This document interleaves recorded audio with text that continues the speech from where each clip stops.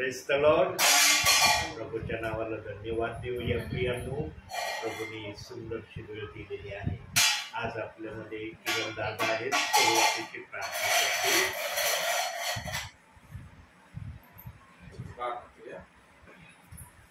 पवित्र पवित्र पवित्र सृष्टीच्या विश्वाच्या निर्माण करते प्रभू, तुला धन्यवाद देतो, तुला महिमा गौरव देतो प्रभू. तुझ्या या दयेबद्दल परमेश्वरा, कारण प्रभू दिवसभर सांभाळून तुझी कृपा तुझी दया होलीस प्रभू. आमचे कामकाज आशीर्वादित केलेस प्रभू, आमचा प्रवास आशीर्वादित केला आणि पुन्हा एक वार परमेश्वरा तुझ्या गौरवासाठी प्रभू तू एकत्र केलंस आम्हाला. तुझ्या सेवकाला परमेश्वरा आमच्यामध्ये परमेश्वरा तुझ्या वचन देण्यासाठी पाठवलंस प्रभू. की तुझी दयाबद्दल तुझे आभार आणि उपकार मानतो प्रभू. प्रार्थना करतो एक सुंदरसं वचन तो आमच्या अंतःकरणामध्ये पेरलं जाऊ दे. तुझे सेवक करूया परमेश्वरा. त्या वचनाद्वारे प्रभू आम्ही प्रत्येक जण आशीर्वादित व्हावं प्रभू. आणि परमेश्वरा वचन पेरत असताना वचन सांगत असताना प्रभू तुझ्या सेवकाच्या जीवावर कंठाला स्पर्श कर. तुझी कृपा कर परमेश्वरा आणि तुझ्या ज्ञानाद्वारे परमेश्वरा आम्हा प्रत्येकाला तू चालव अशी तुझ्याकडे मी प्रार्थना करतो परमेश्वरा. बरोबर सर्व समय वेळ प्रभू मी तुझ्या रक्षणे हाती सोपून ही लहान नम्र प्रार्थना आमचा धन्यतारक प्रभू ख्रिस्त द्वारे मागतो म्हणून पित्याद्वारे आमेन.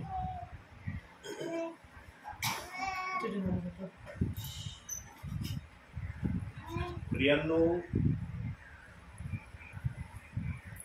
बायबल मध्ये एक वचन आहे का हे जे पवित्र शास्त्र देव बाप्पाने आम्हाला दिलंय, मग ते कोणत्याही भाषेतला असो, मराठी, इंग्लिश, हिंदी, गुजराती, तामिळ, कोणत्या पण भाषेत असो, त्यामध्ये एक वचन दिलंय का? निरनिराळे वचन दिले. निरनिराळ्या वचनांवर निरनिराळे विचार, निरनिराळे स्पष्टीकरण देव बाप्पांनी ठेवले आहे.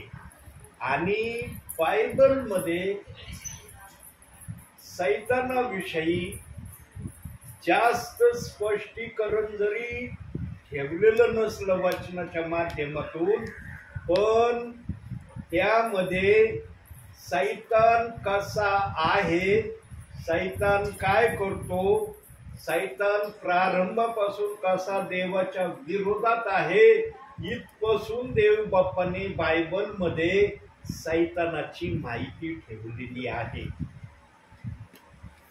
100% जवळपास 25% देव बाप्पाने सैतानाचं पितळ या बायबलमध्ये उघड केलंय. काही स्पष्टरित्याने केलंय, काही अस्पष्टरित्याने केलंय. आणि जो पण सेवक आत्म्याच्या प्रेरणेने बोलतो, त्याच्या मुखातून जेव्हा सैतानाचा विषय पवित्र आत्मा काढतो, तेव्हा सैतानाच्या निरनिराळ्या लपलेल्या गोष्टी पवित्र आत्मा विश्वासणाऱ्यांना प्रगट करतो. काही तर शब्दशः वचनातून देव बाप्पाने सैतानाची ओळख दिलेली आहे. तो दैदिप्यमान तारा आहे, तो स्वर्गदूताचं स्वंग घेणारा आहे, तो गरजणाऱ्या सिंहासारखा आहे, तो लबाड आणि लबाडाचा बाप आहे. असे ठळक कारण बायबलमध्ये सैतानाचे आणि त्याच्यापेक्षा अधिकही ठेवलेले आहेत. का देव बाप्पाने सैतानाच्या गोष्टीवर जास्त भरणा बायबलमध्ये ठेवला? कारण सैतान विश्वासणाऱ्यांच्या जीवनामध्ये त्याच्या जवळ जेवढे वाईट मोहपाश आहेत, त्या मोहपाशांना सैतान विश्वासणाऱ्यांसाठी वापरणार हे पवित्र आत्म्याला त्याच्या समाजात दिसलं होतं. प्रियांनो, एखाद्यावर संकट येण्याची ना 2 कारण असतात. देवाने 3रं कारण ठेवलेलं नाही. एखादा जर स्वतःच्या पापांनी त्याने देवाला नाराज केलेला असलं तर देव बाप त्याचा बदला घेतल्याशिवाय राहत नाही. आणि 2रं कारण, सैतान तपासतो की हा कितपत देवाचा आहे आणि कितपत माझ्या विचाराचा आहे. म्हणून त्याने योबाला सोडलं नाही. एवढा धार्मिक पुरुष परमेश्वराने योबाविषयी सैतानाला सांगितलं, पण सैतान परमेश्वराशी बोलायला घाबरला नाही. काय म्हणला तो? यो फुकट तुझं भय धरत नाही, त्याला सगळं तू दिलंस, सगळ्या आरामाच्या गोष्टी दिल्यास, त्याला एवढं मोठं राजापद दिलं म्हणून तू तुझं भय धरतोय, तुझ्या सानिध्यात आहे. या गोष्टी काढून बघ, तो तुझ्या विरोधात बोलतो का नाही. आणि मग जेव्हा हे वाक्य सैतानाचं प्रभू जवळ सैतान बोलला, तेव्हा प्रभू पण म्हणला तुला तपासायचं ना माझ्या दास योबाला, तपास, पण त्याला मारण्याची, मरण देण्याची आज्ञा मी तुला देत नाही. बाकी माझ्या दासाला तुला काय छळायचंय, काय त्रास द्यायचाय, तो त्रास दे. प्रियांनो, जर सैतानाने योबाला सोडलं नाही, योबाला त्याने पूर्णपणे तपासलं, मग विचार करा, आम्ही आमच्या भावी जीवन यात्रेमध्ये चालत असताना जर आम्ही देवाविरुद्ध वागलो, देवाला न आवडणाऱ्या गोष्टी आमच्याकडून तरुणपणात होऊन गेल्या, देव बाप त्याचा सूड घेतो. आणि देव बाप्पाची सूड घेण्याची प्रक्रिया कोणत्या समयात आहे? जेव्हा व्यक्ती वयोवृद्ध स्थितीकडे जायला लागतो, त्या वेळेला प्रभू परमेश्वर हळूहळू हळूहळू सूड घ्यायला सुरुवात करतो. देव पण एकदाच सूड घेऊन मोकळा नाही होत, कारण तरुणपणापासून वयोवृद्ध स्थितीपर्यंत येण्याच्या अवस्थे अगोदर तरुणाने पण वेळोवेळी देवाची इच्छा भंग केलेली असती, देवाच्या विरोधात चाललेला असतो, देवाची भावना दुखवलेली असती. म्हणून देवबाप पण एखाद्याचा सूड जर घ्यायचा असला तर तो सूड पण हळूहळू घेतो. ते दुसऱ्या भाषेत जर सांगायचं झालं, फटका तर मारायचा, पण समजून द्यायचं की मी फटका मारलाय. आणि ज्याला ते ज्या प्रक्रियेमध्ये जो असतो ना त्यालाच ही भाषा कळती, जो नसतो ना त्याला नाही कळत. मग जे ऐकणारे असते, ऐकणारे विविध विचाराचे असते. बघा ना, देवत असून असे वागले, हो हे असे वागले, यांचं काय ऐकायचं आम्ही. देव बाप जेव्हा एखाद्याला पाहतो ना, विश्वासणाऱ्याला, सेवकाला, की हा पूर्णपणे माझ्या इच्छेने चालण्याच्या तयारीत आहे, तेव्हा देवबाप त्याच्याकडून आपली सेवा करून घेतो. देवबाप उठून चुकून कुणाला नाही म्हणत घे बायबलांनी प्रार्थनेला. ज्याचं हृदय, ज्याचं अंतःकरण देवासाठी शुद्ध झालंय, देवासमोर त्याने नम्र होण्याची आपली मनोस्थिती देवबाप्पाला कळवली, त्याला देवबाप संधी देतो. वाईट भरपूर केलंस ना तू, आता चांगलं कर. चांगलं करण्यासाठी तुला एक अवसर देतो मी, आणि या अवसराचा जर तू दुरुपयोग केला मग तर सांगला तू, मग तर तुला जगातून काढून घेणं माझ्याच हातात आहे का नाही? देवाच्या हातात. जगातला कोणताही व्यक्ती असू द्या, किती हाय पदावर तो काम करणारा असू द्या, त्याचा श्वास काढणं देवाच्या हातात आहे का नाही? येईल का कोणाला म्हणता की माझा श्वास काढणं देवाच्या हातात नाही? देव बाप्पाने सगळ्या गोष्टी आपल्या नियंत्रणामध्ये ठेवलेल्या आहेत. प्रियांनो, इतक्या नियंत्रणामध्ये ठेवलेल्या आहेत की झाडाच्या पत्त्याला देखील देवबाप म्हणतो माझी आज्ञा मिळाल्याशिवाय हालायचं नाही. तुला जर मी शब्दाने घडवलंय ना, माझी आज्ञा असलं तर हालायचं, अन्यथा हालायचं नाही. बघा आता उन्हाळा सुरू होत आहे. आता उन्हाळ्यामध्ये कधी कधी आम्हाला अनुभव येईल, कधी कधी झाडाचा पत्ता बिलकुल हालायचा नाही. असं वाटतं हे झाड स्तब्ध झालंय की काय, जरास देखील पत्ता हालताना दिसणार नाही. कधी कधी अशी अवस्था आम्हाला झाडाची दिसणार आहे. आणि हे उन्हाळ्यामध्येच आम्हाला जास्त करून अनुभव आहे इथं. सांगायचं काय देव बाप्पाला, ज्याने जसं केलंय तसं त्याला फेडावं लागल. आणि जेव्हा देव फेडून घेण्याची प्रक्रिया एखाद्या विश्वासणाऱ्यावर, एखाद्या परिवारावर करतो, त्यावेळेस ती प्रक्रिया फक्त त्या परिवाराला, त्या विश्वासणाऱ्याला कळते की आज माझी जी अवस्था आहे, जी स्थिती आहे, त्याला कारणीभूत माझे पाप आहे. देव बाप्पांनी वचन जर सांगितले ना, ज्याच्या त्याच्या कृत्याप्रमाणे देण्यास माझ्याजवळ वेतन आहे, तर ते वेतन इथं पण आहे आणि वर पण आहे. वर वेगळं वेतन आहे, इथं वेगळं वेतन आहे. इथं कोणतं वेतन आहे? तुम्ही तरुणपणापासून वयोवृद्ध स्थितीपर्यंत आल्यापर्यंत जे काही केलंय प्रभूला न आवडणार, त्याचा झाडा झडती इथंच होईल. यांनो, आज असं काही देवबाप वचनातून सांगणार आहे तुम्हाला. अशी घटना, अशी गोष्ट तुम्हाला आज वचनातून देवबाप कळवणार आहे. हे वचन मला दुसरीकडे द्यायचं होतं. हे जे वचन आज मी तुम्हाला सांगतोय, हे वचन तुमच्यासाठी मी तयार केलेलं नव्हतं. परंतु ज्यांच्यासाठी तयार केलं होतं ते या वचनाला घेण्यासाठी काही कारणामुळे तयार नव्हते. असं नाही की ते वचन घेत नव्हते, परंतु अशा काही प्रॉब्लेम त्या परिवारात आल्या. त्यामुळं मला जेव्हा मी त्या ठिकाणी हे वचन शेअर करायला गेलो, त्या दिवशी हे वचन शेअर करता आलं नाही. आणि त्या परिवाराला मी सांगितलं पण, म्हणलं तुमच्यासाठी मी असा मान्ना आणला होता, परंतु आज हा मान्ना तुमच्या इथं शेअर करता येत नाही. देव बाप्पाची इच्छा असली तर पुढील वेळेला तुमच्या इथं हा मान्ना देवबाप शेअर करीन. परंतु देव बाप्पाने मला दाखवलं, माझ्या बाळा तो मान्ना त्यांच्या इथं आता परत जाणार नाही.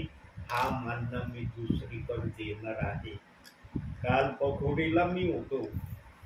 पखोडीला प्रार्थना झाली. तिथला संदेश रेकॉर्ड आहे मोबाईलमध्ये. हा संदेश, दुसरा संदेश सांगतोय मी. पखोडीला देखील हा संदेश देव बाप्पाने देऊ नाही दिला. पखोडीला वेगळाच संदेश आला काल, जो मोबाईलमध्ये रेकॉर्ड आहे. प्रियांनो, काय देव बाप्पाला सांगायचंय माहिती का या गोष्टीतून? देव बाप तुम्हाला उत्तमातलं उत्तम वचन देण्याची अपेक्षा ठेवतो. का ठेवीत असेल देव बाप? काय कारण नाही?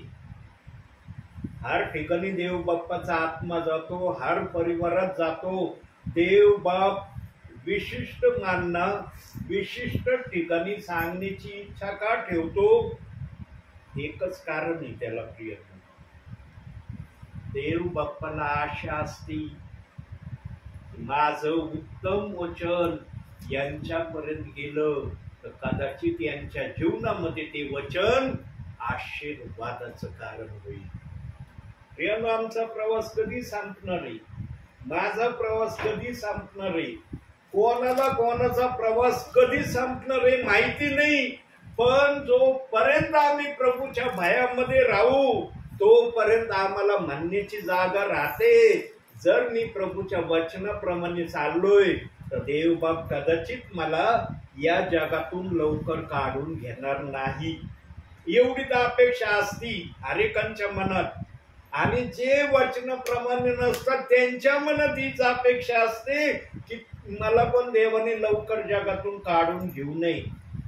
म्हणून मी नेहमी सांगत असतो, सगळ्याच्या नजरेमध्ये आम्ही वाईट जरी ठरलो ना चालेल, सगळ्याच्या नजरेतून आम्ही पडलो ना चालेल, देवाच्या नजरेत जो पडला ना तो संपला. त्याला वाचायला ठिकाण राहत नाही. आणि जे वाचण्याची स्थितीची अपेक्षा देव बाप्पाकडे करतात ना, मग त्यांना देव बाप म्हणतो, आता तुला या भूतलावर तर मी ठेवीन, पण आता तुझ्या इच्छा पूर्ण नाही होणार, माझ्या इच्छा तुझ्या जीवनातून मी पूर्ण करेल आणि मला बघायचं आहे की तू माझ्या इच्छा कितपत पूर्ण करण्याची तयारी दाखवतो. तू तर माझ्या इच्छा आपल्या समयामध्ये कधी पूर्ण केल्या नाही, म्हणून आता मी पण आपल्या समयामध्ये तुझ्या मनात ज्या इच्छा आहेत त्या इच्छा तेवढ्या मी पूर्ण करणार नाही जेवढ्या तुझ्या मनात इच्छा आहे. पण देवबाप पूर्ण इच्छे विरहित आम्हाला ठेवीत नाही, कारण त्याला माहित आहे मी माझ्या विश्वासणाऱ्याला पूर्ण इच्छे विरहित जर ठेवलं तर सैतान माझ्या बरोबर वाद घालायला येईल. जर तू एखाद्याची इच्छा पूर्ण करत नाही मग तू तुझा नाहीये. तुला जर त्याला द्यायची अपेक्षा होत नाही तर तुझा नाही दे मला. मग लूक 22:31 वचन त्यांनी तर मागणीच केली, याला गव्हासारखं चालण्यासाठी दे मला, मला बघायचंय तुझा आहे का माझा आहे. देव बाप सगळ्या गोष्टी लक्षात ठेवून विश्वासणाऱ्यांबरोबर वागतो, परंतु ज्यांनी तरुणपणापासून वयोवृद्ध स्थितीत येण्यापर्यंत देवाला न आवडणाऱ्या गोष्टी केल्या त्यांना या भूतलावर देवबाप संकटाच्या माध्यमातून घेऊन जाणार. आणि त्या संकटाविषयी पण वचन बायबलमध्ये ठेवलंय आणि तेच वचन आज आपल्या संदेशाचा आशय आहे. काढूया आपण 2 तिमोथेय 3 अध्याय 12 वचन. 3 अध्याय 12 वचन. ख्रिस्त येशूमध्ये सुभक्तीने आयुष्य क्रमण कराव्यास जे पाहतात त्या सर्वांचा छळ होईल. त्या सर्वांचा छळ होणार आहे. आता हे छळ होणारे कोण आहेत? जो पाप करून देवाच्या राज्यात येतो ना त्याच्या मनामध्ये इच्छा असते की आता मी वाईट करून करून फार थकलोय, आता मला देवासाठी चांगलंच करायचं आहे. जेव्हा त्याच्या हृदयातून पाप करण्याची प्रक्रिया तो काढतो, चांगल्या गोष्टीची प्रक्रिया तो आणतो, तेव्हा देवबाप त्याच्या बरोबर सांगितलेल्या वचनाप्रमाणे वागतो. ख्रिस्त येशूमध्ये जे सुभक्तीने आयुष्य क्रमण करावयास पाहतात त्या सर्वांचा छळ होईल. त्या सर्वांचा म्हणजे कोणत्या? ज्यांनी देवाच्या वचनाप्रमाणे तरुणपणापासून वयोवृद्ध स्थितीत येईपर्यंत वागले नाही, क्षणोक्षणी देवाला नाराज केलं, देवाची इच्छा भंग केली, देवाच्या विरोधात चालण्यात आनंद उत्साह केला, त्यांचा छळ होईल सांगितलंय. सर्वांचा छळ नाही होणार. आणि मला वाटत नाही या भूतलावर एखादा पण व्यक्ती असा असेल की तो देवाविरुद्ध काही वागला नसेल. मला तरी वाटत नाही. जर देवाच्या इच्छेप्रमाणे एक जरी व्यक्ती देव बाप्पाला दिसला असता ना तर देव बाप्पाने अब्राम जसा म्हणला होता सदोम गमोराचा नाश करू नको, कारण तो फार सुखद असा प्रदेश होता, हिरवळीचा प्रदेश होता, तिथं सर्व गोष्टी मुबलूक होत्या आणि म्हणून लामनाने तो प्रदेश निवडला, पण अब्रामाने वाळवंटाचा प्रदेश निवडला. अब्राम वाळवंटामध्ये गेला, पण लोट गमोरा सदोम या देशामध्ये राहण्यासाठी त्याने इच्छा केली. आणि मग जेव्हा देवदूत म्हणाला, जेव्हा त्या देवाबरोबर अब्रामाने आपला वाद घातला की या राज्यात जर 5 विश्वासणारे असले तर तू त्यांचा नाश करशील का? देवबाप म्हणला तू तरी 5 विश्वासणाऱ्यांची भाषा करतो, मी तुला सांगतो एक विश्वासणारा जर सदोम गमोरामध्ये मला आढळला ना, याच्यावर जो अग्नी मी स्वर्गातून टाकणार आहे तो अग्नी रोखीन. आणि जेव्हा अब्रामाने पातळणी केली, अब्रामाला एकही विश्वासणारा सदोमामध्ये पण नाही, गमोरामध्ये पण सापडला नाही. म्हणून देवदूत आले आणि यांना म्हणले, बाहेर निघा या देशातून आणि माग वळून बघू नका. परंतु लोटाची बायको त्या प्रदेशामध्ये खूप आशीर्वादित किंवा आनंदी होती, किंवा हर गोष्टीने त्या प्रदेशामध्ये तिच्या शरीराची तृप्ती झालेली होती. पण देवदूत म्हणला, बाहेर निघा, माग वळून बघू नका. मोहापायी लोटाच्या बायकोने माग वळून पाहिलं आणि मिठाचा खांब ती झाली. तो मिठाचा खांब आजही त्या ठिकाणी तसाच आहे जसा ती झालेली आहे. हजारो वर्ष झाले ते मीठ वितळलेलं नाही. आणि अनेक देशातले विश्वासणारे तो मिठाचा खांब पाहण्यासाठी विशेष करून इस्रायल देशामध्ये जातात. हजारो रुपये खर्च करतात ते पाहण्यासाठी. आणि ज्यांनी तो मिठाचा खांब पाहिलेला आहे ते सांगतात, वचनात ज्याप्रमाणे सांगितलंय त्याचप्रमाणे तो मिठाचा खांब त्या ठिकाणी आहे. किती पाऊस, किती वादळ, किती वारे, किती काय काय येऊन गेलं त्या मिठावर, पण तो मीठ वितळलेलं नाही. बघा देव बाप्पाची करणी. तुमच्या घरातलं मीठ आणून जरा पाण्यात टाका बरं, 5 मिनिटांनी बघा ते मीठ तुम्हाला दिसतंय का पाण्यामध्ये, गायब होऊन जाईल. पण देवाने जो मिठाचा खांब लोटाच्या बायकोला बनवलंय, तो मिठाचा खांब तसाच आहे. किती काही पाऊस त्याच्यावर पडतोय पण ते वितळत नाही. देवबाप जे पण करतो ना त्याच्या माग सामर्थ्य आहे. मग ते चांगल्यासाठी असो या वाईटासाठी असो, देव आपलं सामर्थ्य प्रगट करतो. आणि तेच या वचनात सांगितलंय की जे ख्रिस्त येशू मध्ये सुभक्तीने आपलं आयुष्य क्रमण करण्याचा प्रयत्न करतील त्यांचा छळ होईल. छळ होणारे कोण? ज्यांनी देवाप्रमाणे वागले नाही.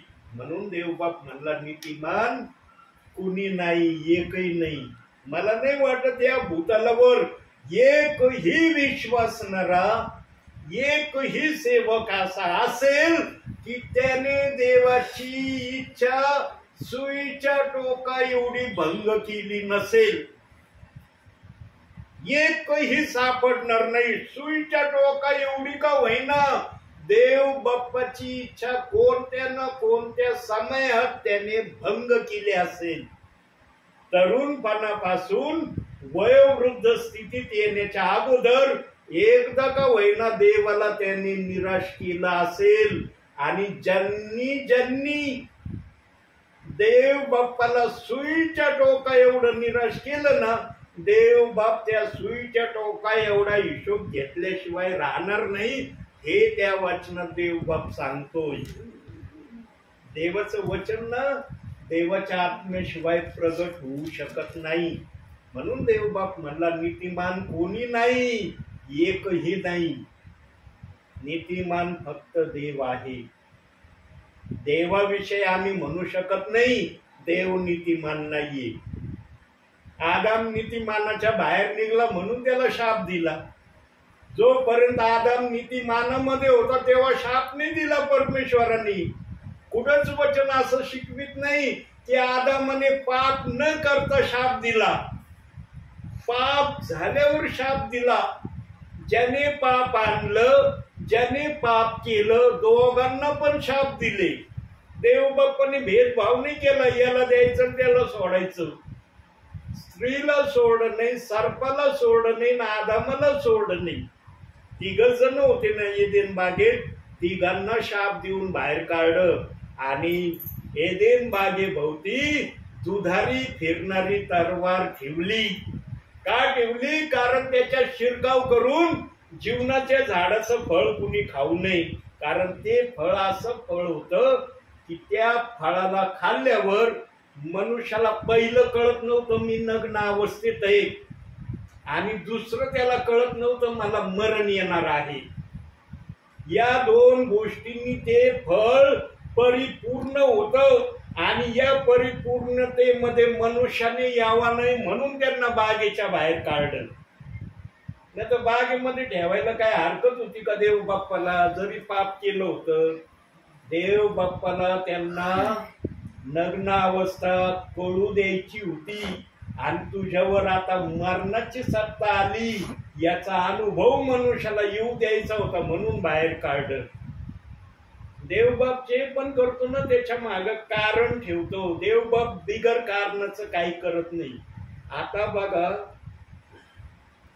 ज्यांनी देवाच्या नावात राहून अतिशय भयानक पाप केले, अतिशय भयानक, जे देवाला असहनीय आहे, असे पाप करणाऱ्यांना देवबाप सोडील का? हे बघा, सगळ्यापासून मनुष्य आपले पाप लपवेल. सुईच्या टोका एवढी बारीक गोष्ट प्रत्येकापासून लपवीन मनुष्य आपल्या अकलेने, पण देवासमोर कोणतीही गोष्ट लपली जाणार नाही. ती उघड्या पुस्तकासारखी असणार. मग ती चांगली असो या वाईट असो. आता या वचनाला आपण याचे काही पुरावे खाली दिलेत, 4 पुरावे दिलेत. आता ते 4 पुराव्यांना आपण बघूया. पहिला पुरावा काढूया. या पुराव्यावरनं निरनिराळे सेवक, निरनिराळे विश्वासणारे वेगवेगळ्या माध्यमातून हा पुरावा सादर करतात, परंतु पवित्र आत्मा आज आपल्या मनातून या वचनाचा पुरावा सादर करणार आहे. अगोदर वचन बघूया. इब्रिकरांचं पत्र 6वा अध्याय 5 आणि 6 दोन वचन वाचा.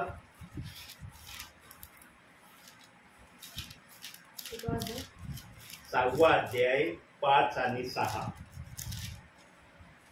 आणि ज्यांनी देवाच्या सुवचनाची व येणाऱ्या युगाच्या सामर्थ्याची रुची घेतली, ते जर पतित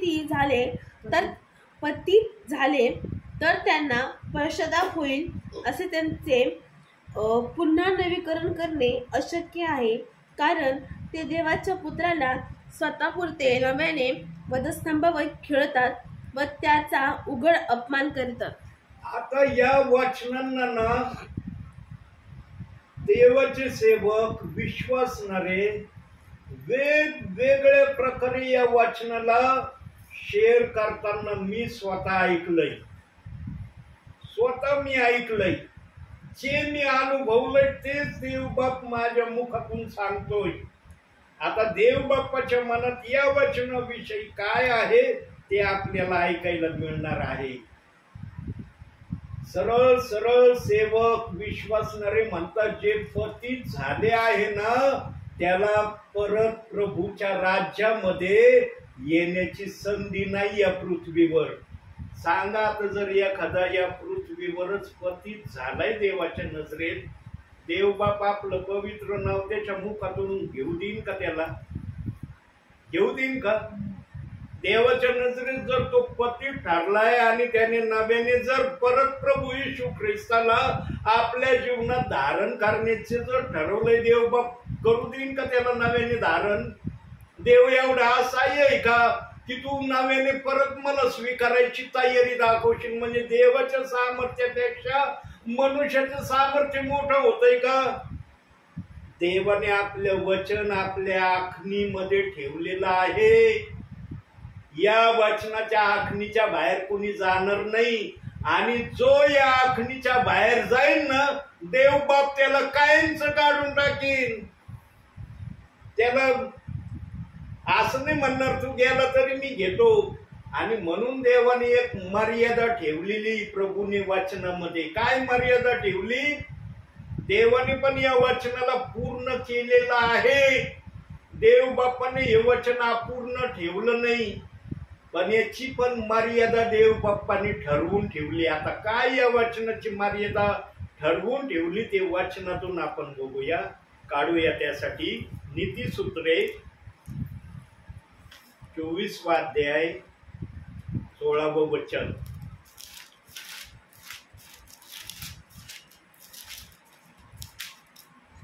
कारण धार्मिक 7 वेळा पडला तरी पुन्हा उठतो, पण दुर्जन अरिष्ट आल्याबरोबर जमीनदोस्त होतात. दुर्जन अरिष्ट आल्याबरोबर जमीनदोस्त होतात. कोणते दुर्जनाची बात करतोय माहिती का प्रभू इथं? जर त्या वचनाच्या खालच्या भागाला दुर्जनाचा उल्लेख प्रभूच्या आत्म्याने केलाय, तो दुर्जन कोण आहे माहित आहे? ज्याने 7 वेळेस पडून 8व्या वेळेस उठण्याचा प्रयत्न केलाय ना, त्याला देव बाप्पाने दुर्जन नाव दिलंय. तुला 8व्या वेळेस उठण्याची संधी नाही, कारण 7 आकडा मी पूर्णतेचं दर्शक ठेवलंय. तू 7 आकड्याला ओलांडलंस ना, आता तुला वाचण्याची संधी नाही. तू संपला माझ्या नजरेतून. तू किती माझा धावा केला तरी मी तुझा धावा ऐकणार नाही.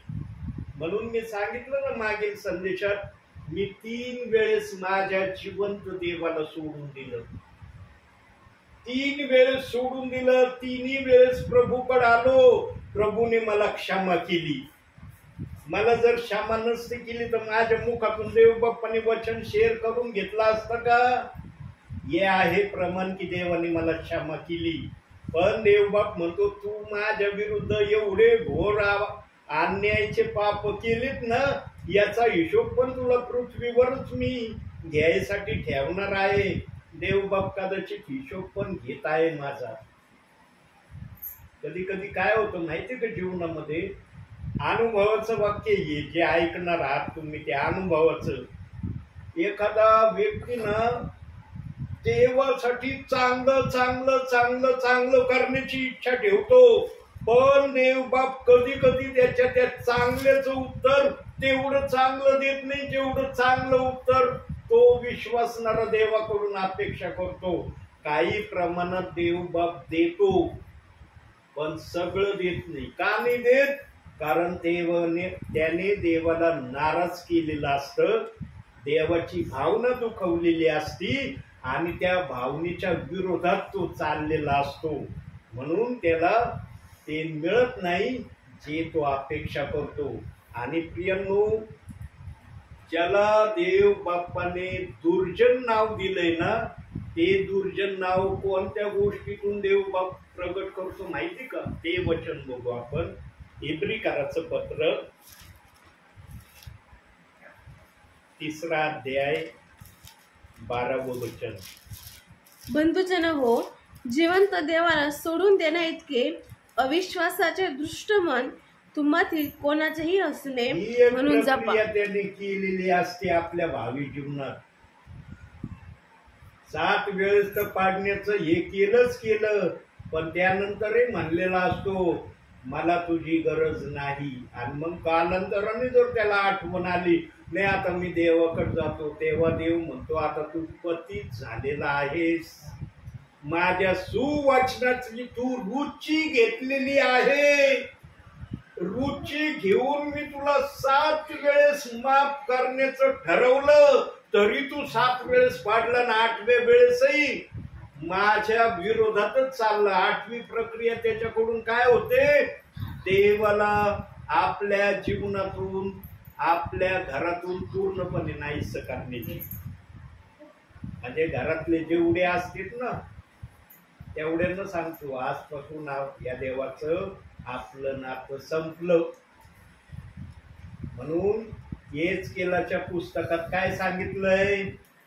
बापाने आंबट द्राक्ष खाल्ले तर मुलाचे दात आंबणार नाही. मुलाने आंबट द्राक्ष खाल्ले तर बापाचे दात आंबणार नाही. जो पाप करील त्याला त्याची शिक्षा भोगावी लागेल. ज्याने 7 वेळेस देव बाप्पाला सोडून देण्याची हिंमत ठेवली, तो आहे देवाच्या नजरेमध्ये पतित झालेला. पण आजचे काही विश्वासणारे काही सेवक जे प्रभूमध्ये आहेत, प्रभूमध्ये सेवा करतात, त्यांच्या मुखातून देवबाप चांगल्या प्रकारे वचन शेअर करून घेतात. त्यांना जर दिसलं ना शारीरिक जीवनामध्ये यांना चांगले आशीर्वाद नाही, त्यांच्या विषयीच मनामध्ये ते योजना बनवत असतील की हे पतित झालेले आहेत म्हणून यांना आशीर्वाद नाही. यांनो देव बाप तपासणी करतो. ज्याचे पाप जेवढे खोल तेवढं त्याला खोल स्थितीमध्ये ख्रिस्तामध्ये चालायला तो लावतो. चालायचं असलं चल, नसलं चालायचं नको चलू. देव बाप कोणाला जबरदस्ती करत नाही आणि देव बाप कोणाला घालवूनही देत नाही. पण हे 7 वेळेस पाडण्याच्या आत असलेल्या विश्वासणाऱ्यांसाठी आहे. ज्याने 7 वेळेस पडून देवाकडे येण्याची अपेक्षा केली त्याच्यासाठी हे वचन आहे. परत वाच बाळा ते वचन. इब्रीकराचं बंधुजन हो, जिवंत देवाला नाही इब्रीकराचं पत्र. हा तिथं वाच सॉरी नीतिसूत्रे 24 अध्याय 16 वचन. 24 अध्याय 16 वचन. कारण धार्मिक 7 वेळा पडला तरी पुन्हा उठतो, पण दुर्जन अरिष्ट आल्याबरोबर जमीनदोस्त होता. जमीनदोस्त होतो. दुर्जन जमीनदोस्त झाल्याशिवाय राहत नाही. पण जो ख्रिस्त येशू मध्ये राहून त्याने पाप केलेला आहे तो जमीनदोस्त झालेला दिसत नाही. का दिसत नाही तो जमीनदोस्त झालेला? कारण त्याच्या मुखात देवाचं नाव आहे. ही त्याची सर्वात मोठी ओळख आहे की याच्या मुखात देवाचं नाव आहे. म्हणजे हा जमीनदोस्त झाला नाही. हा शारीरिक जीवनात तो गरिबीच्या स्थितीत आलेला आहे हे देव मान्य करतो, पण तो जमीनदोस्त झालेला नाही. जो जमीनदोस्त झालेला असतो ना त्याच्या जीवनामध्ये देव नसतो. देव बाप्पाचं वचन देव बाप आपल्या इच्छेने प्रगट करतो. म्हणून इब्री 6 अध्याय 5-6 मध्ये सांगितलंय, ज्यांनी देवाच्या वचनाची रुची घेतली ते जर पतित झाले त्यांना पुन्हा नवीन होण्याची संधी नाही. कारण त्यांनी देवाच्या पुत्राला उघड नाकारलेलं आहे. आणि ज्याला देव बाप्पाने उघडरित्या नाकारलंय देव बाप्पा सजाई नो त्याच्याकडे. एक मर्यादा ठेवलेली आहे विश्वासणाऱ्यांसाठी. 7 वेळेस तू पाडला ना मी तुला उचलण्याची तयारी दाखवीन. पण 8व्या वेळेस तुझ्यासाठी संधी नाही. आता आजच्या वर्तमान काळामध्ये येऊ. आता आपण सध्या वर्तमान काळात आहे ना. आता वर्तमान काळाची एक परिस्थिती देव बाप याच वचनाची आपल्या समोर ठेवत आहे. काढूया ते वचन. प्रेषितांची कृत्य 2 अध्याय 38 वचन.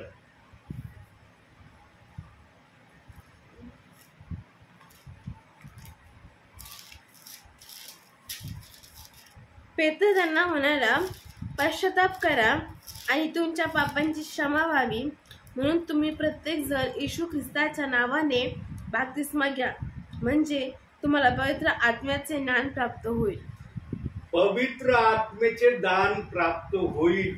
हे जे विश्वासणारे आहेत ना हे देवामध्ये राहून देवाच्या वचनाला दोष लावणारे आहेत.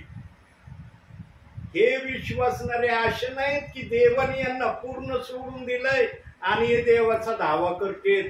देव बाप आजही या विश्वासणाऱ्यांमध्ये आहे, परंतु देव बाप या विश्वासणाऱ्यांना सेवकांना विनंती करतोय, माझ्या बायबलच्या वचनाला दोष लावू नका, माझ्या वचनाच्या विरोधात काही बोलू नका. आणि जे कोणी आजही या वचनाच्या विरोधात बोलत आहे त्यांच्यासाठी सुद्धा मग जे वचन आलंय, जे ख्रिस्त येशू मध्ये सुभक्तीने आयुष्य क्रमण करण्याची इच्छा ठेवतील त्यांचा छळ होईल. देवाच्या वचनाला दोष लावणं, देवाच्या वचनाच्या विरोधात बोलणं आजच्या सेवकांना विश्वासणाऱ्यांना फार हलकं वाटतंय. फार सहजतेने ते घेतात. पण देवाची पण एक हद्द आहे सहन करण्याची. देवबाप पण एखाद्या विश्वासणाऱ्याकडून आपल्या वचनाची एवढी निंदा होऊ देणार नाही की देवाला पण ती निंदा सहन होणार नाही. मग देवाजवळ उपाय आहे ती एखाद्याला नीट करण्याचे.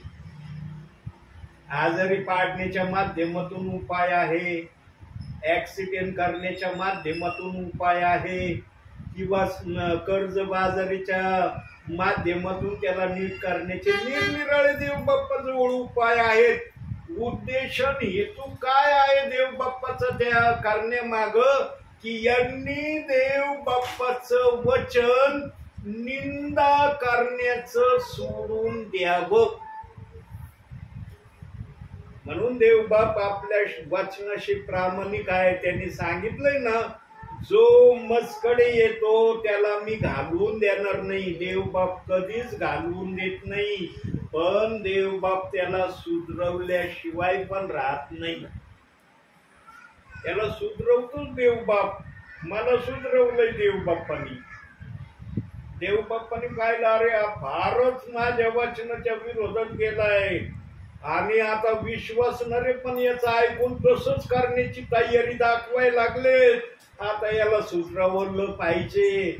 जर हा नाही ना सुधारला तर ते विश्वासणारे म्हणते ते दासानी ती सांगितलं ते 100% खरं आहे. म्हणून ज्यांच्याकडं मी या वचनाची निंदा केली, देवाच्या आत्म्याने मला त्यांच्याकडेच हे वचन सांगायला पाठवलं.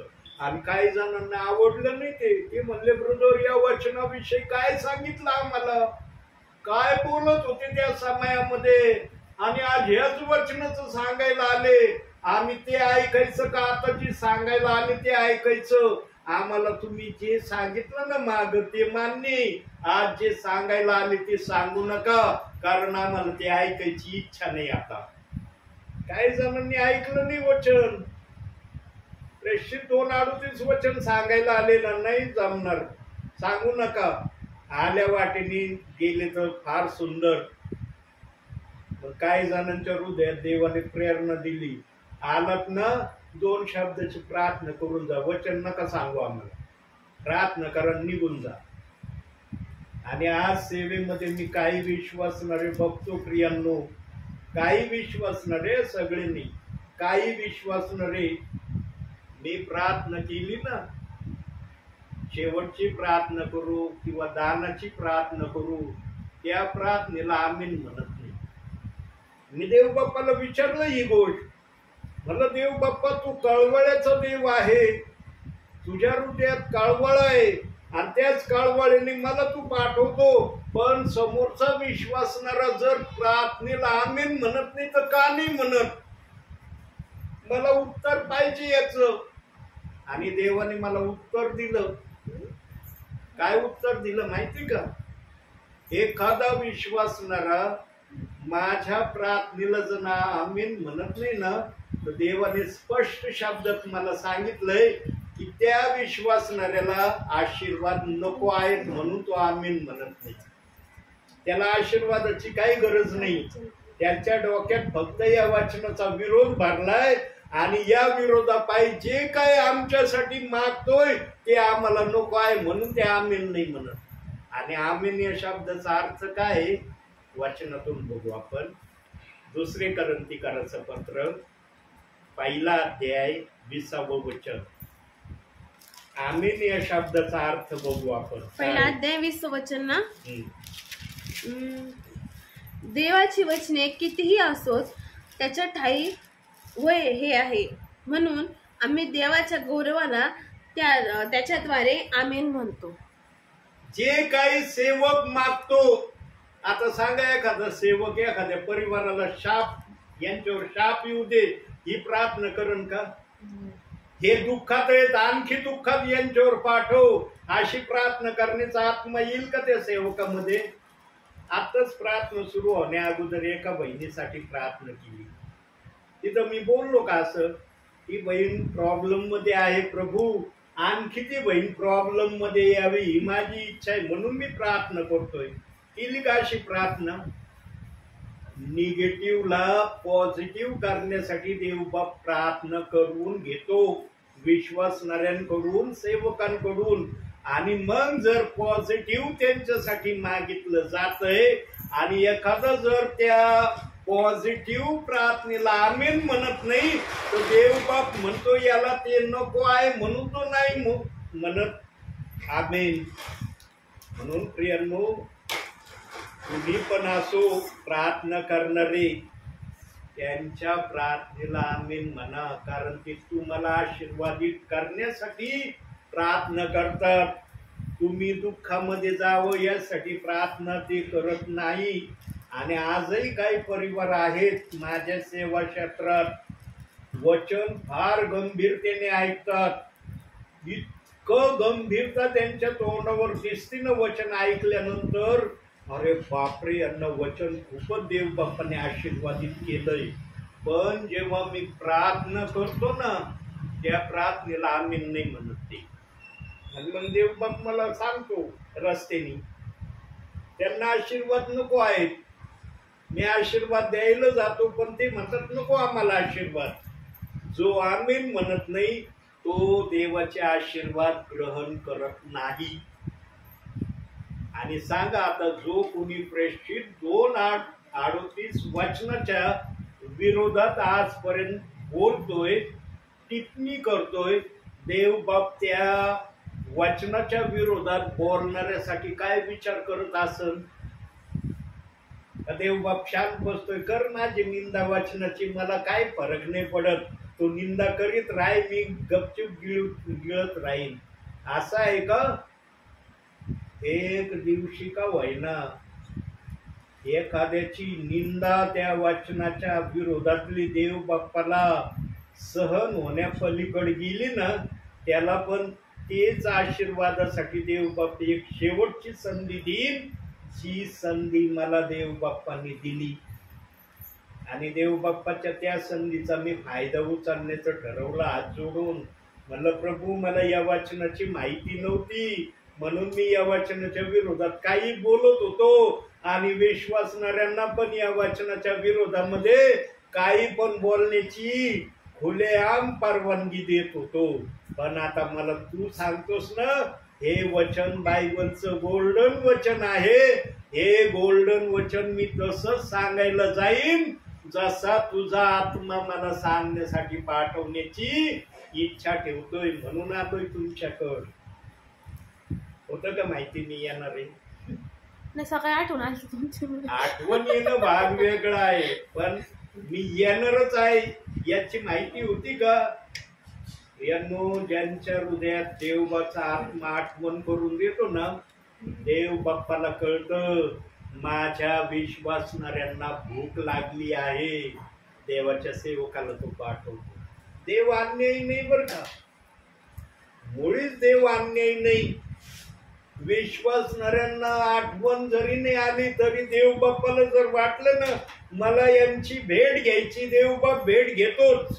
पण देवबाप काही जणांना प्रमाण दाखवतो की आज हे सेवक येतील बरं का कदाचित आमच्याकडं. आणि तसं होतं बघा. मोहनाताई म्हणले, मला सकाळीच आठवण आली होती तुमची की आज ब्रदर येतील. आलो मी, पण फोन करून आलो का? केला का फोन मी येत आहे म्हणून? कारण माझा देव आपल्याला घेऊन जाण्यासाठी फोन करून येणार नाही. तर मी पण सेवेमध्ये कोणाला फोन न करता त्या ठिकाणी जातो. आणि जेव्हा अशा रीतीने मी सेवेत उतरतो तेव्हा पवित्र आत्मा माझ्या मुखातून आपलं वचन शेअर करतो. म्हणून प्रियांनो, देवाच्या सुवचनाची रुची घेणारे कोण आणि रुची न घेणारे कोण? आता एका वाक्यात सांगतो. जो देवाच्या वचनात राहून 7 वेळेस पाडलाय ना, त्याने देवाच्या वचनाची रुची घेतली, त्याला आता परत सुधारण्याची संधी नाही. तो देवाच्या नजरेत पतित आहे.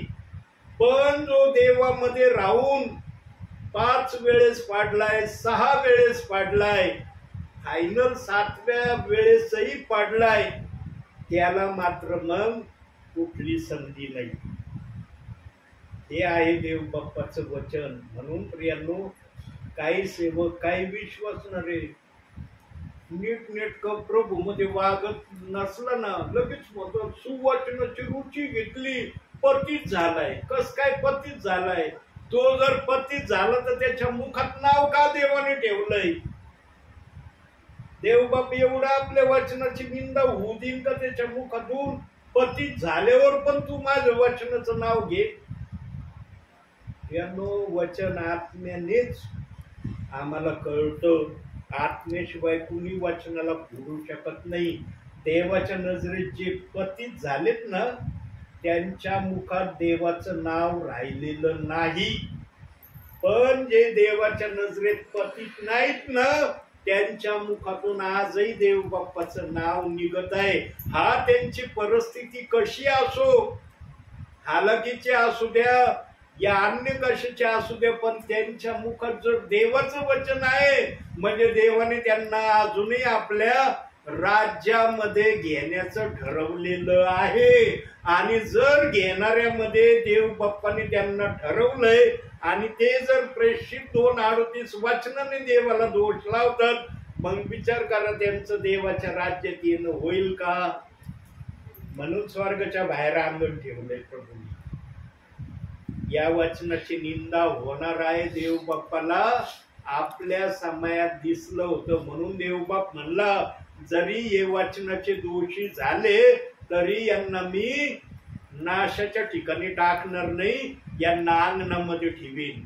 आणि जेव्हा अंगणामध्ये जातील ना तेव्हा देवबाप त्यांना आठवण करून देईन. पृथ्वीवरचा पिक्चर दाखवीन. प्रेषित 2:38 वचनाचा पिक्चर बघ कसा पिक्चर होता तुझा.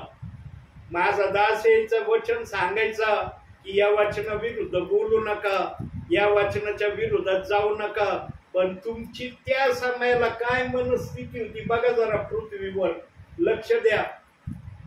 जे ऐकून सुधारतील त्यांना स्वर्गात जाण्याची संधी आहे. पण जे म्हणते ना नाही नाही मी मरण पण या वचनाच्या विरोधात बोलायचं सोडणार नाही, त्यांना हमखास अंगणामध्ये जावं लागेल. आता ते अंगण कोणासाठी ठेवले ते पण बघू. प्रगटीकरण 11वा अध्याय 2रं वचन. 11. तरी मंदिराबाहेरचे अंगण सोड, त्याचे माप घेऊ नको, कारण ते परराष्ट्रीयांना दिले आहे आणि ते 42 महिने पवित्र नगरी तुडवितील. योहान त्या अंगणाचं माप घेणार होता. योहानाला देवाचा आत्मा म्हणला माप नको घेऊ, कारण या ठिकाणी जे लोक मी पाठवणार आहे ना ते नापसंतीचे लोक मी पाठवणार आहे, पसंतीचे नाही. आणि जे नापसंतीचे त्याचं माप कशाला घेतो तू? हे नापसंतीची संख्या फार मोठी मला पृथ्वीवर दिसणार आहे. सांगा आज कोणता देश प्रेषित 2:38 वचनाची निंदा नाही करत? दाखवा मला एखादा देश की त्या देशामधला एक विश्वासणारा तरी प्रेषित 2:38 वचनाच्या विरोधात नाही. आमच्या भारतामध्येच कितीतरी या वचनाच्या विरोधात आहे. आपल्या महाराष्ट्रामध्येच कितीतरी आहे, नगर जिल्ह्यामध्येच कितीतरी आहेत या वचनाच्या विरोधात बोलणारे.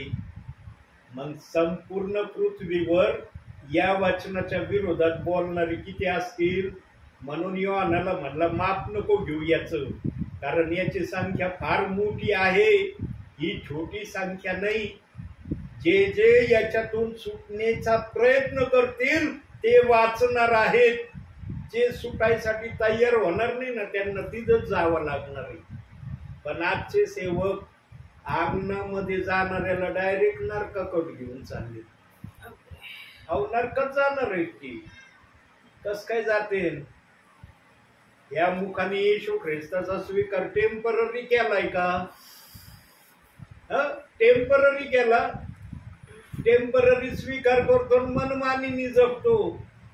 देवबाप घेईन का आपल्या राज्यामध्ये टेम्पररी? देवबाप्पाने परमनंटली घेतलेला आहे. पण विश्वासणारा परमनंटली देवाच्या राज्यामध्ये राहण्यास तयार नाही. देव बाप परमनंटली राहा म्हणतो, पण तो म्हणतो मला टेम्पररी जरा बरं वाटतंय. वाचनाला दोष लावणारे देवाच्या नजरेमध्ये असे असू शकतात. म्हणून प्रियांनो, देव बाप्पांनी ताकीद देऊन सांगितलंय, माझ्या वचनाला दोष लावू नका. पवित्र आत्मा बोलायला लागला ना एखाद्या विचारातून, एखाद्या शब्दातून, त्याच्याजवळ असहाय्य विचार आहेत, पण पवित्र आत्मा तेवढेच विचार प्रकट करतो जेवढे पवित्र आत्म्याला योग्य वाटतात. आता दुसऱ्या विचाराकडे जाऊया, योबाकडे जाऊ. आता योबाची जरा भेट घेऊ आपण. 8वा अध्याय, योग 8वा अध्याय 3रं वचन. देव निर्णय विपरीत करील काय? जो सर्वसमर्थ तो न्यायताप विपरीत करील काय?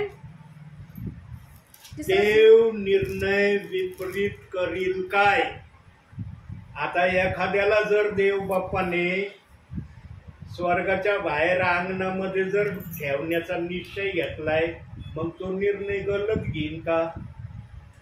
मग देव बाप्पांनी जे सांगितलंय वचनात, विश्वास ठेवशील तर देवाचं गौरव पाहशील, हा शब्द तिथं पूर्ण होईल का?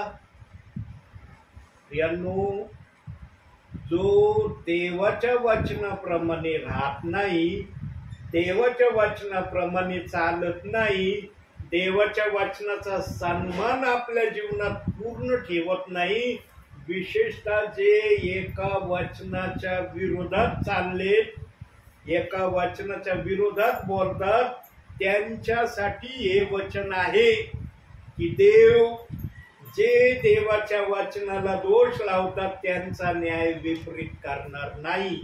खालचा भाग वाच बाळा त्या वचनाचा. तुझ्या मुलांनी त्याच्या नाही, तेच वचन.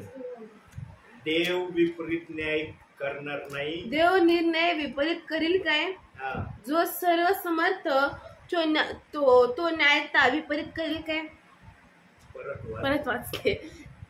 देव निर्णय विपरीत करील काय? जो सर्वसमर्थ तो न्यायता विपरीत करील काय? न्यायपरायणता विपरीत करील काय? म्हणजे त्याची न्याय करण्याची जी कृती आहे ती अन्यायाची प्रगट करील काय, असं देव बाप्पाला त्या ठिकाणी बोलायचं आहे. म्हणून प्रियांनो, आम्ही देवाने आमचा न्याय विपरीत करावा या अवस्थेपर्यंत तरी विश्वासणाऱ्याने देवाच्या वचनाच्या विरोधात जाऊ नये. आणि जे विरोधात गेले त्यांना सुधरवण्यासाठी सेवक येतोय. सेवक कशाला येतोय? वारंवार येतोय तुमच्या परिवारात. कशाला येतोय? देवाला तुम्ही अजूनही तसे दिसत नाही जसे दिसायला पाहिजे, आणि जसं देवाला बघण्याची अपेक्षा आहे तसे तुम्ही झाल्यावर मग तुम्ही पण इतरांना तसं बनवता जसं माझ्याकडून तुम्ही बनलात. देव बाबा असंच नाही सेवकांना पाठवीत. प्रियांनो, काय जणांचं ना सेवकांकडे पाहण्याचा दृष्टिकोनही बदली झालाय. काय नाही, व सेवक आहे यांना हेच काम दिलंय, लोकांच्या घरी जाऊन वचन सांगायचं. जर हे काम नसतं तर ते आलेच नसते आमच्याकडं. अरे पण येण्याचं कारण पण आहे, बिगर कारणाचं पण देवाच्या सेवकाला देव कधी कुठं पाठवित नाही. म्हणून मी बोलताना बोललो ना विचारामध्ये, या झाडाचा पत्ता देखील देवाची आज्ञा घेतल्याशिवाय हालत नाही. इतकं देवाचं नियंत्रण आहे झाडावर. झाडावर असं नियंत्रण आहे तर माणसाला काही सोडे का मोकळं? काही कर, काही बोल, कसा वाग, मला मान्य आहे तुझं वागणं. आज विचार नाही करत विश्वासणारे, आणि सेवक तर मुळीच करत नाही. सेवकांना तर वाटतं मी म्हणजे मीच, माझ्यासारखं कुणीच नाही. काही सेवकांची धारणा झाली मी म्हणजे मीच. त्यांची तर ऐकण्याची हिंमत आणि कॅपॅसिटी डाऊन झाली. त्यांच्या समोर प्रेषित 2:38 वचन काढ. ब्रदर सगळं बोला, हे वचन नका बोलू बरं का आमच्या समोर. तुम्ही सेवक आहे, मी सेवक आहे. तुमच्यात आणि माझ्यात फरक एवढा आहे, तुम्ही ते वचन मानता, मी ते वचन मानित नाही. आणि मला हे वचन सांगू नका. डायरेक्टली बोलतेत मला काही जण. सेवकांना तर अपेक्षाच राहिली नाही वचन ऐकायची. पण काही सेवक आहेत की ते बिचारे ऐकतात, निदान दाखवित नाही, पण या कांती का होईना हे वचन वाचित. देव बाप्पा हे वचन काय, मला याचा अर्थ समजावून सांग. आणि त्यांना मी सांगितलंय, कोणाला सांगू नका, देव बाप्पाला फक्त सांगा या वचनाचा अर्थ मला सांग. कारण तोच तुम्हाला स्वर्गात घेणार आहे, माणसं नाही घेणार. तर काही सेवक हे वचन वाचू राहिलेत. आता किती देव बाप त्यांना उत्तर देईल मला सांगता येणार नाही. पुढच्या वचनाकडे जाऊ. तिसरी गोष्ट बघूया. तिसऱ्या गोष्टीसाठी काढूया यिर्मयाचं पुस्तक. यिर्मया 20वा अध्याय 11वं वचन बघा. तिथं काय म्हणतो यिर्मया आता.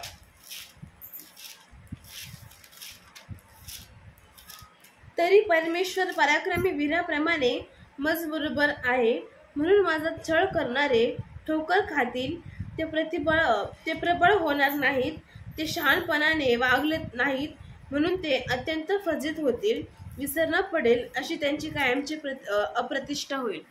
जे कुणी प्रेषित 2:38 वचनाला प्रभूच्या दुसऱ्या आगमनापर्यंत आपल्या मुखातून काढणार नाही, त्यांच्यासाठी त्या वचनाचा खालचा भाग सांगितलाय की त्यांची अप्रतिष्ठा मी कायमची करीन. पण देवाला हे पण दिसलंय या वचनातून की काही माझे विश्वासणारे, काही सेवकगण पण या वचनाची निंदा करणं सोडून देणार आहे. मी सेवक होतो ट्रिनिटी मध्ये, मी माझंच उदाहरण सांगतो, अन्यांचं नाही सांगत. सगळेजण मला आजही ओळखतात, अरे ट्रिनिटी मध्ये फार सुंदर सेवा करणारे सेवक होते. आजही काही जण मला म्हणतात, ब्रदर प्रेषित 2:38 वचन सोडा, तुमच्यासाठी इकडे आशीर्वादाचे दरवाजे आम्ही उघडे करतो. का म्हणतात अशी भाषा? काय कारण आहे हे शब्द बोलण्याचे? कारण प्रियांनो, काही जणांनी माझ्या सेवेचे परिवार प्रार्थनेचे बंद केलेत. आणि काही परिवार अजूनही असे आहेत की ते माझी प्रार्थना ऐकण्याच्या मनस्थितीत नाही. ते म्हणतात, नको ब्रदर, तुमचं वचन नाही ऐकायचं. ट्रिनिटीत असताना तुम्ही येत होते, आम्हाला फार आनंद होत होता, पण आता नाही होत तुमचा आनंद. कारण काही जणांचे मन इतके कटू झालेत किंवा कटू करण्यात आलेत की ते आजही वचन ऐकण्याच्या मनस्थितीमध्ये नाही. आणि जे देवाचं वचन ऐकण्याच्या मनस्थितीत नाही, त्यांची अप्रतिष्ठा कायम स्वरूपी होईन असं ते वचन सांगतंय. फजित होतील सांगितलंय, पण जे ऐकण्याच्या स्थितीमध्ये राहतील ते आशीर्वादित झाल्याशिवाय पण राहणार नाही. म्हणून मागच्या संदेशात सांगितलं होतं, मागचे 2-3 संदेशापूर्वी, ट्रिनिटीत असताना मी फार गरीब होतो, पण प्रेषित 2:38 मध्ये आल्यावर मी फार धनवान आहे. बोललो ना मी पवित्र आत्म्याच्या प्रयत्नाने. का बोललो माहितीये? कारण मी प्रेषित 2:38 वचनाचा सन्मान करतोय. जो त्या वचनाचा अपमान करणारा मी होतो, आता त्या वचनाचा सन्मान करतोय. म्हणून देव बाप्पाने मला हे वचन सांगण्यासाठी सेवेला पाठवलंय. जिथं देव बाप सेवेला पाठवतो ना, तिथं अडखळण राहत नाही बरं का. हा विश्वासणारे ऐकून ग्रहण करू अथवा न करू त्यांची इच्छा. एदेन बागेत पण परमेश्वराने आदमाला सांगितलं होतं, फळ नको खाऊ. पण आदमाने इच्छा केली का देव बाप्पाची? पूर्ण नाही केली. बिंदास खाल्लं फळ. नग्न होता तरी देव बाप त्याला कळू देत नव्हतं, तू नग्न आहेस, तुला मरण येणार आहे, मरण नाही येणार हे देखील आदमाला त्या समयात कळत नव्हतं. पण जेव्हा देवाने शाप दिला ना, तू आता मरशील, तेव्हा आदमाने मान्य केलं आता मरण माझ्यावर येणार आहे. म्हणजे मरणाने त्याच्या शरीरावर कोणत्याही वेळेला येण्याची प्रक्रिया प्रगट केली. म्हणून आजच्या समयात कोणताही व्यक्ती एकाएकी मरतोय का नाही? कळतं का कोणाला मरण आपलं? हा फक्त मरण कुणाला कळतं माहिती का? जे दवाखान्यामध्ये खूप सिरियस आहेत ना, त्यांना मात्र कळतं, अरे मी खूपच भयानक याच्यात आहे, माझे काही पेशंट बोलतात पण मी वाचायचो नाही बरं का, जरी दवाखान्यात आहे ना, नाही वाचायचो.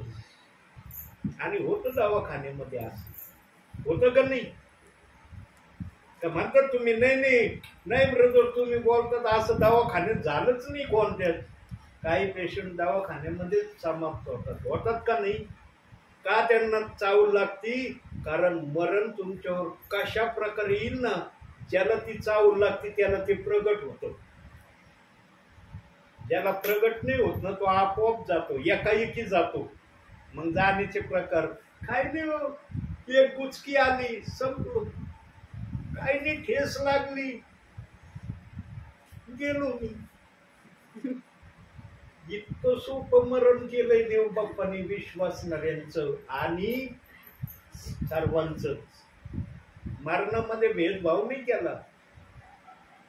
ठेस लागली संपलो मी, किंवा अन्य काही दुसरे कारण. आता देवाने मला 2 कारण दाखवले, 2च कारण मी बोललो. तिसरं कारण माझ्या बुद्धीत याही नाही, कारण माझ्या बुद्धीचं नियंत्रण पवित्र आत्म्याने घेतलंय. तुला बुद्धीने नाही सांगता येणार, मी जेवढं म्हणन तेवढंच बोल. म्हणून प्रियांनो, तुम्ही पण प्रभू मधले विश्वासी आहात का नाही? म्हणता येतंय का तुम्हाला की आम्ही प्रभू मधले विश्वासी आहोत? जर म्हणता येत असेल तर देव बाप्पाची आज्ञा आहे. आणि जर तुम्ही म्हणत असताल ना नाही आम्ही प्रभू मधले विश्वासी नाही, मग प्रभू तुम्हाला सांगणार नाही. जर होय म्हणतात ना, तर लक्षात ठेवा, बायबलच्या कोणत्याही वचनाला दोष लावू नका, कोणत्या वचनाच्या विरोधात बोलू नका. अज्ञानपणात बोलले पुरे. आता जर वचन ऐकूनही जर ऐकत नाही, मग विचार करा तुम्ही कोण आहे. वचन सांगूनही तुम्ही जर ऐकत नाही तर विचार करा तुम्ही कोण आहेत. मग देवाच्या आत्म्याला नका बोलायला लावू, तुम्हीच विचार करा तुमच्या बुद्धीने. देवाचं वचन ऐकूनही जर आम्ही ऐकत नाही, मग आमची जागा काय?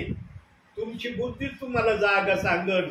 मग देव तर आपली जागा बनवून चुकलाय. देवाने काही माघार नाही घेतली जागा बनवायला.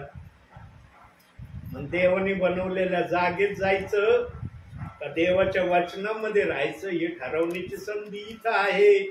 आणि प्रभू येण्या अगोदर ती संधी आहे. प्रभू आल्यावर जर म्हणले ना, प्रभू तुला पाहतो आता करतो, प्रभू म्हणशील काय गरज नाही, आता मी आलोय प्रत्यक्षात, आता मी काय करतो ते बघ. तुला करण्याची भरपूर संधी वेळ मी दिला, तू नाही ना ऐकलं, आता माझं बघ निर्णय काय. आणि जेव्हा तो स्वर्गापासून बाहेर काढलं जाईल ना, मग लय रडल, लय त्याच्या मनाला मनस्ताप होईल, काय होईल, उलटा पालथा पडल, उपडा पडल. प्रभू मला माफ कर, मी तिथं नाही केलं पण इथं करतो. इथं कशाला करतो? पृथ्वीवर करायसाठी मी सेवक पाठवित होतो ना. माझा सेवक सांगत होता ना, या वचन विरुद्ध बोलू नको. बोललेला असलं तर देव बाप क्षमा करायला तयार रे. आजपासून या वचनाच्या विरोधात बोलू नको. माझा दास ओरडून सांगत होता, तेव्हा का नाही ऐकलं?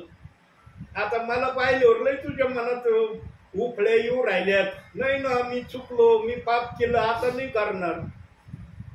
पृथ्वीवर असताना माझ्या दास समवेत का नाही बोलला असं? यांनो समजून घ्या. इतकं कळवळ्याच्या वाणीने देवबाप बोलतोय ना वचनातून, फार कळवळ्याच्या वाणीने बोलतोय प्रभू. तुम्हाला वाटत असं निदास बुद्धीने बोलतेत, नाही बोलत. एवढं देवाचं पवित्र वचन, आत्मेचं वचन माझी बुद्धी सांगन का? एवढी माझी बुद्धी सक्षम आहे का पवित्र आत्मेचं वचन बुद्धीने शेअर करायला? जर बुद्धीने वचन शेअर होत असतं तर देवाला पवित्र आत्मेतून बोलायची गरज काय होती मग? विचार करा या गोष्टीचा. शेवटच्या वाचनाकडे जाऊ. चौथा विचार बघू आता. चौथा विचार पण इब्रिकराच्या पत्रातूनच आपण पाहूया. 10वा अध्याय 14वं वचन. आणि हा सर्वात महान विचार आहे देव बाप्पाचा. 9वा अध्याय 14वं वचन. कारण पवित्र होणाऱ्यांना त्याने एकाच अर्पणाने सर्व काळाचे पूर्ण केले आहे. पवित्र होणाऱ्यास त्याने सर्व अर्पणाने सर्व काळासाठी पूर्ण केले आहे. येशू ख्रिस्त किती वेळेस वधस्तंभावर गेला माहितीये का तुम्हाला? किती? एकदाच गेला. नक्की हा माहित ना तुम्ही? एकदाच गेला. लॉक करा. नाही हातेच येते. ब्रदर, प्रभू येशू ख्रिस्त वधस्तंभावर किती वेळेस गेला? एकदाच गेला ना? नक्की ऐकलं ना या वाक्य? लॉक करा. जर येशू ख्रिस्त एकदाच वधस्तंभावर गेलाय आणि एकदाच जाण्याच्या अर्पणाने जर त्याने आम्हाला सर्व काळासाठी पूर्ण केलंय, मग सर्व काळासाठी आम्ही जर पूर्ण झालेलो आहोत तर मग आम्हाला पण प्रभू येईपर्यंत पूर्णत्वेमध्ये चालायचंय का अपूर्णत्वेमध्ये चालायचंय? कशात चालायचंय? पूर्णमध्ये चालायचं का अपूर्णमध्ये चालायचंय? पूर्णमध्ये चालायचंय ना? मग जर पूर्णमध्ये चालण्याचा तुमचा जर मनाचा निश्चय आहे पवित्र आत्म्याच्या सानिध्यामध्ये बसून, मग जर तुम्ही प्रेषित 2:38 वचनाच्या विरोधात असताल तर ही तुमची पूर्णपणाचं वागणं देव बाप मान्य करील का? देवाला वाटतं का तुम्ही पूर्ण होण्याच्या मार्गाने चाललात? जगातले अनेक विश्वासणारे सेवक चालले त्या वचनाच्या विरोधात, त्याच्यात तुमची पण गाडी चालली ना? कुठं ना कुठं चालली ना? नाही हे वचन मला पण नाही एवढं मान्य नाही होत. ते सेवक आले ना तेवढे पुरतं तेवढं मान्य आहे मला. बाकी आमचे ते सेवक गेले ना, आमचे सेवक आले की आमच्या सेवकासारखं झालं. सांगा कसं वाटत असेल देवाला? देव बाप्पाचा आत्मा खरंच खरं आणि खोट्याचं खोटं सांगितल्याशिवाय राहत नाही. म्हणून त्याच्या दरबारात दुधाला दूध आणि पाण्याला पाणी. तो पाण्याला दूध आणि दुधाला पाणी नाही म्हणत जोपर्यंत हा दास आहे.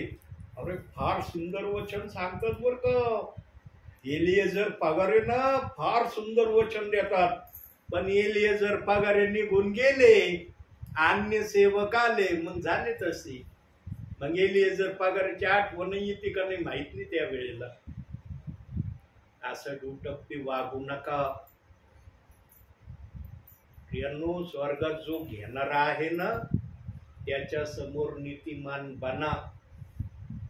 त्याच्या समोर दुटप्पीपणा केला ना मग तो पण वरती दुटप्पीपणा दाखवीन तुम्हाला.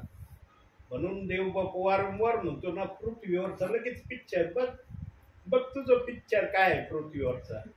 इथं लय स्वर्गात जाण्याची घाई झाली, पण पृथ्वीवरचं बघ ना तुझा पराक्रम. काय पराक्रम होता प्रेषित 2:38 वाचनाविषयी. तो जरासा पाठताळणी कर, तू गेलाच विसरून.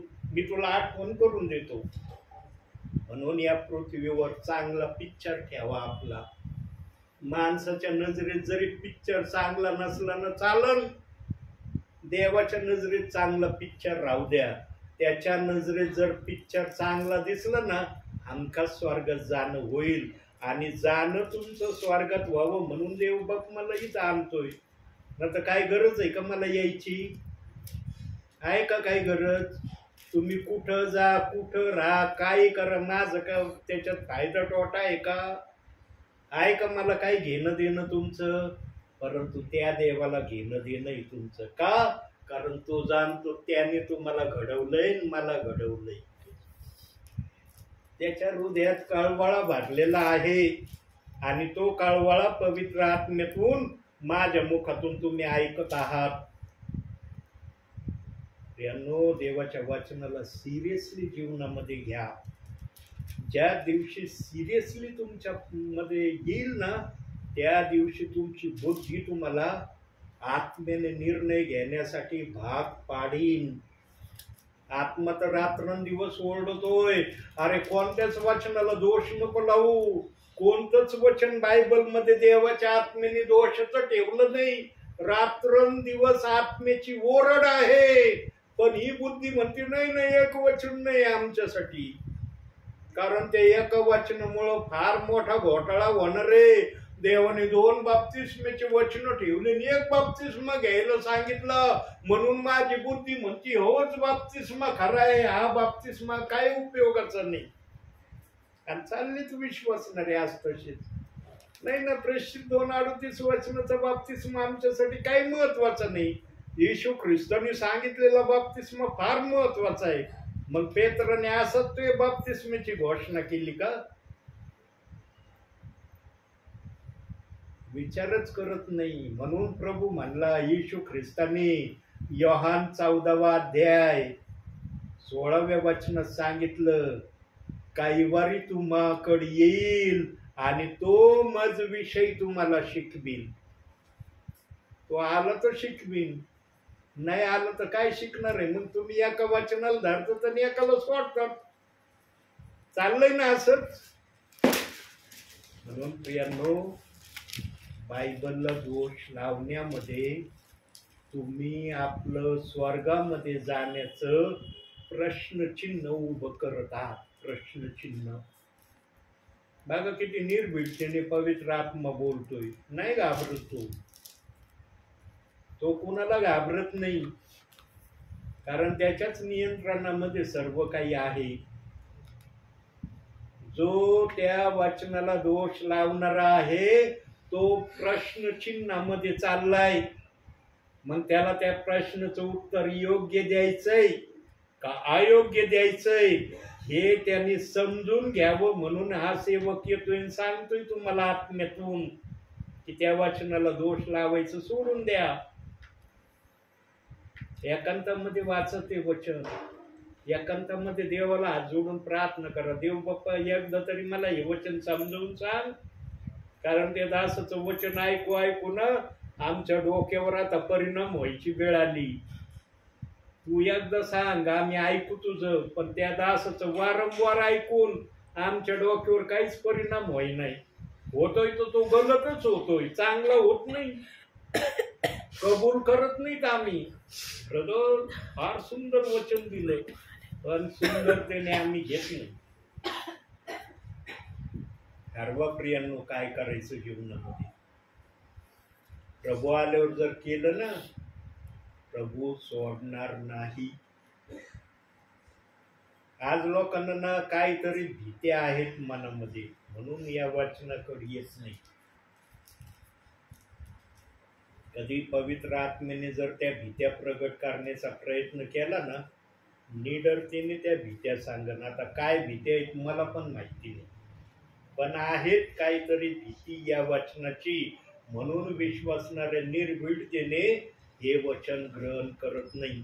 ऐकतेत पण ग्रहण नाही करत. ऐकतात का नाही वचन? म्हणता येतं का तुम्हाला? नाही ना ब्रदर, नाही ऐकत आम्ही वचन. तुम्ही एकटेच बोलू राहिले. आम्ही आमचं ध्यानही नाही, लक्ष नाही, काय चाललंय हेच आम्हाला माहित नाही. म्हणता येतंय तुम्हाला? म्हणून जिथं पवित्र आत्मा येतो ना सगळ्यांना कंट्रोल करतो. ध्यान देऊन ऐका. आता त्याप्रमाणे वागायचं का नाही वागायचं हे तुम्ही ठरवा. म्हणून आजच्या या छोट्याशा वचनातून देवबाप तुम्हाला आणि मला भरपूर आणि भरपूर आशीर्वाद देऊ. आमेन.